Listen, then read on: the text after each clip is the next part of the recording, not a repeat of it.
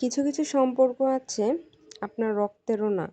আপনার সাথে কখনো পরিচয় হয়নি। কিন্তু আপনার সাথে সম্পর্কটা তার কিছু দিনের পরিচয় কিন্তু অনেক ভালো একটা সম্পর্ক হয়ে যায়। সো হ্যালো ইভরিওয়ান, আসসালামু আলাইকুম। সবাই কেমন আছেন? আশা করি সবাই অনেক বেশি ভালো আছেন। তো এই কেকটা ছিল একজনের জন্য গিফট, মানে আমার এক বোনের জন্য, ছোট বোনের জন্য সেই গিফটটা ছিল।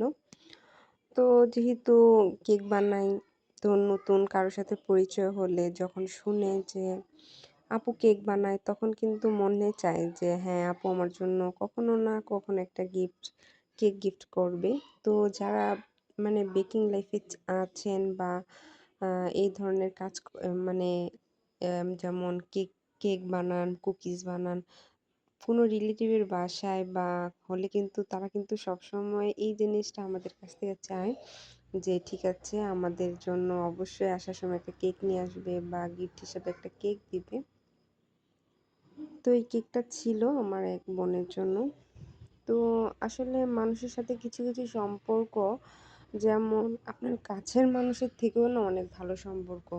তারা কিন্তু আপনার বিপদে আপদে আপনার পাশে, আপনার খোঁজ খবর নিচ্ছে, তো পাশে আছে।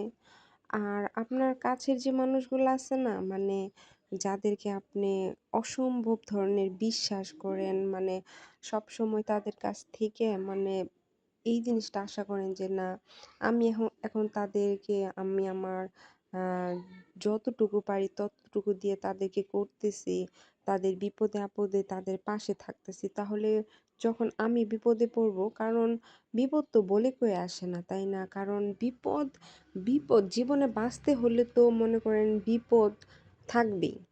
আল্লাহ তাআলা তো সেই মাধ্যমেই তো পরীক্ষাটা নেয়। তো এইটাই।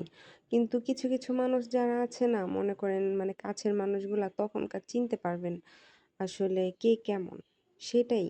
মানে তখন মনে হয় যে মানে কাছের মানুষদের সাথে আর মানে কি, মানে কি হিসেবে তাদেরকে আমি এত ভালোবাসছি, তাদেরকে এত সম্মান করছি।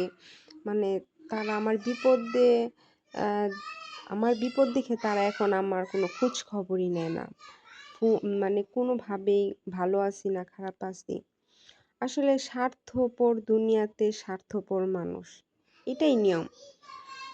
নিয়মের মধ্যেই পড়ে গেছে এখন, কারণ স্বার্থ ছাড়া এখন কেউ এক পাও মানে আগায় না। স্বার্থ আছে তো আপনি সবার কাছে ভালো আছেন, আপনি যতদিন করতে পারবেন সবার কাছে আপনি ততদিন ভালো। তো যাই হোক, কেকটি কেমন হলো সবাই জানাবেন। Thanks for watching. আল্লাহ হাফেজ।